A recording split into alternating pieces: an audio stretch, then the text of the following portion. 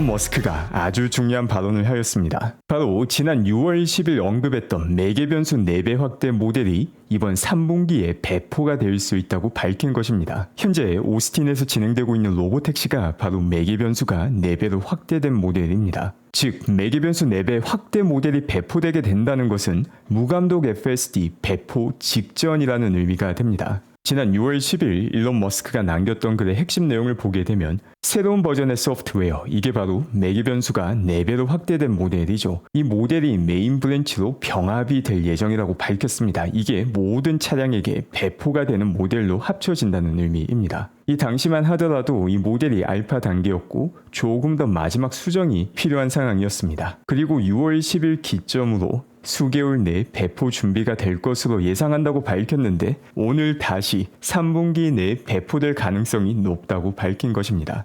최근 들어서 일론 머스크는 과거 제시했던 전망 기한을 모두 다 지키고 있습니다. 가장 대표적으로 로보택시 출시와 무인 배송이 여기에 속하며 아직까지 공식적으로 밝히지는 않았지만 현재 기가 텍사스에서는 기존 모델이 아닌 다른 사이버캡 혹은 저가형 모델을 생산하고 있다는 것 역시 확인이 되었습니다. 그 밖에 지난 주말 동안 일론 머스크는 주요 정보를 많이 공개하였습니다. 바로 앞서 언급하였던 매개 변수가 4배 더 확대된 모델을 사용하게 되면 자율주행 성능이 한 단계 더 도약할 것이다 라는 내용, 그리고 이 과정에서 오스틴에서는 잘 작동하지만 다른 지역에서는 문제를 일으키지 않는지 검증이 필요하다고 밝혔습니다. 이게 바로 가적한 문제이죠. 또 동시에 유럽과 중국 역시 규제 당국의 승인만 나게 된다면 바로 최신 FSD가 확대될 수 있다고 밝혔습니다. 여기서 말하는 과적한 문제를 조금 더 자세히 살펴보게 되면 트레이닝에 사용된 데이터 안에서는 완벽한 모습을 보여주지만 조금이라도 차이가 있는 데이터 혹은 현실 상황이 발생하면 엉망인 모습을 보여주는 문제입니다. 다르게 말하면 교과서에 나오는 핵심 개념으로 공부를 해야지 시험 문제가 바뀌어도 똑같이 점수가 잘 나올 수 있는데 시험 문제 답안으로만 공부할 때 발생하는 문제이죠. 테슬라에게 이런 과적한 문제는 어제 오늘 일이 아닙니다. 과거 로보택시가 등장하기 이전에 테슬라 FSD 역시 캘리포니아 안에서만 잘 작동되는 자율주행이다 라는 주장이 있었습니다. 이걸 다르게 말하면 테슬라 자율주행 AI는 캘리포니아 데이터에 과적합되어 있다 라는 의미가 되죠. 그런데 실제로 중국에서 FSD가 출시된 다음에도 잘 작동하는 것을 보고 난 다음에 테슬라 자율주행은 과적한 문제를 겪고 있지 않다는 게 너무나도 명확하게 증명이 되었습니다. 테슬라를 포함하여서 모든 AI 모델 혹은 모든 통계 모델은 과적한 문제가 분명 발생할 수 있습니다. 하지만 중국 FSD와 유럽 FSD 성능을 통해서 테슬라는 벌써 과적한 문제에 대응할 수 있는 능력을 갖추고 있다는 것을 증명을 끝낸 상황입니다. 분명 FSD보다 감독조차 필요 없는 로보택시가 훨씬 더 어려운 단계이지만 과거 FSD의 경험을 바탕으로 이 역시 잘 헤쳐나가게 될 것입니다. 또한 일론 머스크는 상당히 의미심장한 글을 남겼습니다. 나는 AI를 너무 오랫동안 거부해왔어.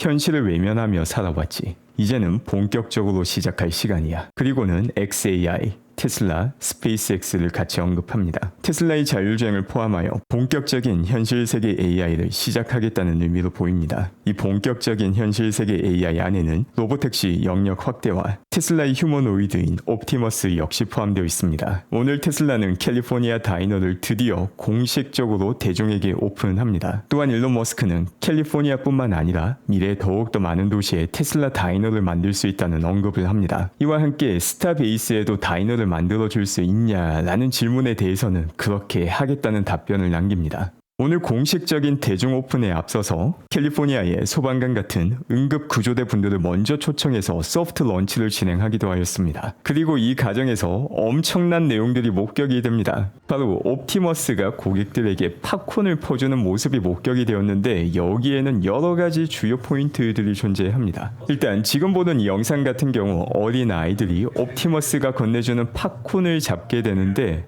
아이가 잡았을 때 이를 정확하게 인지하고 팝콘을 놓아주는 손동작을 볼 수 있습니다. 그리고 이 팝콘 컨테이너 같은 경우도 테이블 위에 올려놓으니까 이를 바로 인식해서 또 똑같이 팝콘을 담고 있습니다. 또 아이들에게 건네주게 되는데 아이가 정확하게 팝콘을 잡았다라는 것을 판단한 다음에 손을 떼게 됩니다. 이 영상 같은 경우도 팝콘 컨테이너를 옵티머스 로봇 손에 직접 전해주는데 이번 같은 경우는 정확하게 잡았기 때문에 따로 자세 수정을 하지 않고 바로 팝콘을 퍼주는 모습을 볼 수 있습니다. 그리고 여기서 더 재미난 점은 팝콘을 한번 포고 난 다음에 양이 충분하지 않다는 것을 파악하고 한 번이 아니라 2번 퍼서 고객에게 건네주는 모습을 확인할 수 있습니다. 앞서 살펴봤던 두 영상 모두 팝콘을 펄 때 한 번만 퍼서 줬는데 한 번 퍼서 줄 때 양이 부족할 경우에는 2번 퍼서 준다는 것을 확인할 수 있는 것입니다. 이 말은 옵티머스가 팝콘을 한 번 퍼서 고객에게 줘라라는 단순한 프로그래밍 코드를 따르는 것이 아니라 팝콘을 퍼주며 본인의 행동을 계속해서 평가하며 그 평가에 따라서 행동을 수정해서 이행한다는 것을 보여주고 있습니다. 테슬라 다이너의 옵티머스는 여러 면에서 특별합니다. 이처럼 많은 사람들이 오가며 직접 체험할 수 있는 휴머노이드를 공개한 것은 테슬라가 최초입니다. 이것도 특별한 행사에서 진행하는 것이 아니라 앞으로 계속 운영되게 되는 레스토랑에서 옵티머스를 벌써 활용하기 시작하였다라는 것은 상당히 큰 상징적인 의미가 있기도 합니다. 사람의 노동력을 대체하는 휴머노이드가 시작이 되었으며 테슬라는 대중으로부터 검증받는 공개적인 장소에서 옵티머스를 활용한다는 것은 그만큼 자신감을 가지고 있다는 의미가 됩니다. 또한 사람이 팝콘 컨테이너를 건네주면 이를 잡는 모습과 팝콘을 퍼줄 때 평가하는 모습에서 확인할 수 있듯이 다양한 형태의 상호작용이 벌써 가능하다는 것을 보여줍니다. 그리고 여기서 끝이 아니죠. 옵티머스가 작동하는 방법 역시 테슬라의 AI 모델을 통해서 작동하게 됩니다. 그런데 자율주행에 사용되는 AI와 휴머노이드에 사용되는 AI는 엄청난 차이가 있습니다. 우리가 운전할 때 사용하는 아웃풋은 사실 정말 몇 가지 없습니다. 핸들을 어떤 각도로 돌릴지와 관련된 아웃풋 하나, 그리고 어떤 속도로 진행할지와 관련된 아웃풋 하나, 방향과 속도 두 가지만 존재하는데 반해서 휴머노이드는 손가락만 해도 벌써 수십 가지의 자유도를 가지고 있습니다. 각각 손가락마다 어떻게 움직이고 어느 정도의 힘을 줘야 되는지부터 시작해서 상체, 하체, 관절 하나하나마다 모두 다 자유도를 가지며 이 모두가 하나의 아웃풋이 됩니다. 자율주행에 사용되는 두 개의 아웃풋과 휴머노이드에 사용되는 수백 개의 아웃풋을 비교하면 당연히 휴머노이드에 사용되는 AI 모델이 훨씬 더 클 수밖에 없다는 것을 알 수 있습니다. 실제로 일론 머스크 같은 경우 휴머노이드 AI 모델의 매개 변수는 자율주행보다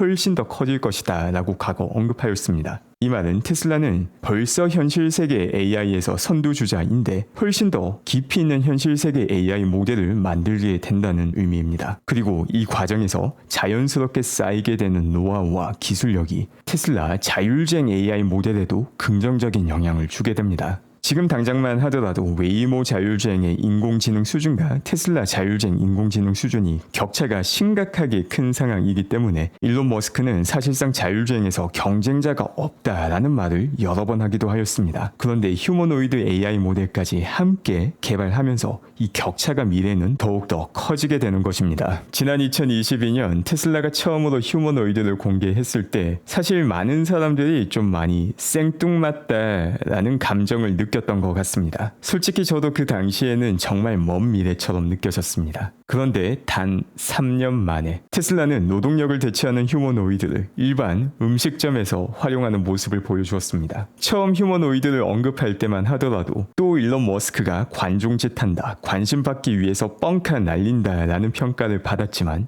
3년이 지난 지금 99.9%의 사람들이 생각하던 내용이 잘못되었음을 일론 머스크는 증명하였습니다. 일론 머스크가 하는 말들이 너무나도 가격해 보이고 현실과 동떨어진 것처럼 보이지만 또 실제로 현실과 동떨어진 게 맞지만 일론 머스크는 그 동떨어진 현실을 아주 빠르게 현실로 바꿔나가고 있습니다. 과거 일론 머스크가 했던 말이 생각이 납니다. 가만히 있는다고 미래가 만들어지는 것이 아니다. 미래를 미래답게 만들기 위해서는 그에 걸맞는 행동이 필요하다라는 맥락의 이야기를 하였습니다. 전 테슬라 투자 역시 마찬가지라고 생각합니다. 테슬라의 미래 가치가 아무리 높다 한들 지금 당장 보면 상당히 오랜 시간 행보한 것으로 보입니다. 하지만 미래다운 미래가 그냥 만들어지는 게 아니듯이 펀더멘털에 걸맞는 장기 수익률 역시 그냥 만들어지는 것은 아니라고 생각합니다. 결코 쉽지 않은 중간 과정을 이겨낼 수 있는 정신력을 갖춘 투자자, 단기적으로 매번 들려오는 질 낮은 헛소리에 휘둘리지 않고 그 정도는 시간을 들여 스스로 검증하는 최소한의 노력을 기울이는 투자자들에게만 수익률다운 수익률이 현실이 되게 된다고 생각합니다.